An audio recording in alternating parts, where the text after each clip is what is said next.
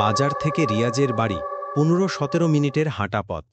কিন্তু সে যখন বাজারের মোড় থেকে বাঁ দিকের কাঁচা রাস্তা ধরল, তখন মনে হলো রাস্তা আজ অস্বাভাবিকভাবে নীরব। সাধারণত এই সময়ে দু একটা দোকান, চায়ের দোকান সবই বন্ধ। পথে একটা বাঁশঝাড় আছে, ওই জায়গাটা সবসময় একটু অন্ধকার থাকে। সেখানে ঢুকতেই রিয়াজ হালকা গন্ধ পেল, কাঁচা স্যাঁতস্যাঁতে মাটির গন্ধ। এরকম গন্ধ বৃষ্টি হলে আসে, কিন্তু বৃষ্টি তো হয়নি। হঠাৎ রিয়াজ টের পেল মাছের ব্যাগটা হাতের মধ্যে অস্বাভাবিক ভারী লাগছে। সে ভাবল হয়তো হাত ব্যথা করছে, হাত বদলালো। তবুও ব্যাগটা ক্রমশ ভারী হতে লাগল, যেন ব্যাগের ভেতর কিছু একটা নড়ছে, অথবা যেন মাছের সাথে আর কিছু যোগ হয়েছে। রিয়াজ থেমে ব্যাগটা হালকা করে ঝাঁকালো। একদম স্বাভাবিক, অদ্ভুত। রিয়াজ আবার হাঁটা শুরু করতেই সামনে দূরে দেখল রাস্তায় একটা মানুষ দাঁড়িয়ে আছে। মুখ দেখা যায় না, শুধু একটা সাদা গামছা কাঁধে। মাথা নিচু করে দাঁড়িয়ে আছে, যেন কিছু কুড়িয়ে তুলছে। রিয়াজ ভাবল স্থানীয়ই হবে, কোনো সমস্যা না।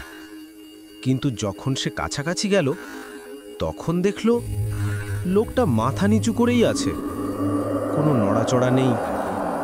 এমনভাবে দাঁড়িয়ে আছে যেন অনেকক্ষণ ধরেই। রিয়াজ কাশল, যেন লোকটা মাথা তোলে, তবু না।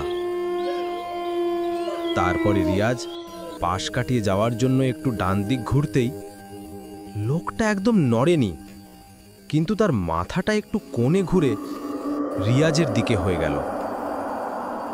চোখ দেখা যায় না, মুখটা অদ্ভুত অন্ধকারে ঢাকা।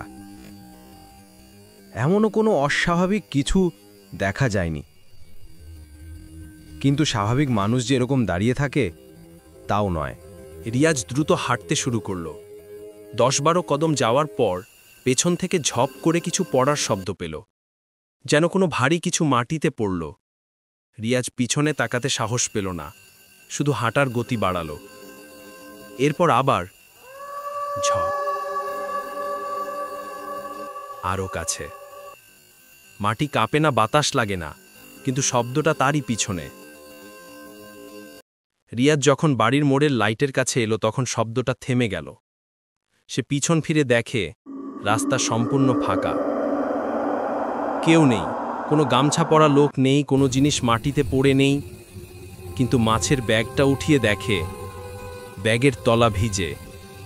ওই পানি মাছের না, আরেক রকম কাদামাটি মিশ্রিত পানি, যেন কেউ ভিজে হাত দিয়ে ব্যাগটা ধরেছিল।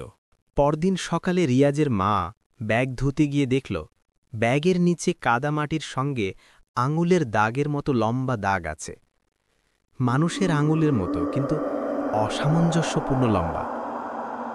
রিয়াজ কাউকে কিছু বলেনি, কিন্তু সেদিন রাতে যে ব্যক্তি রাস্তার মাঝে মাথা নিচু করে দাঁড়িয়েছিল, সে কে ছিল আজও জানে না। আর ওই ঝপ শব্দটা, সেটা কোনো প্রাণী বা মানুষ কেউ ব্যাখ্যা করতে পারেনি।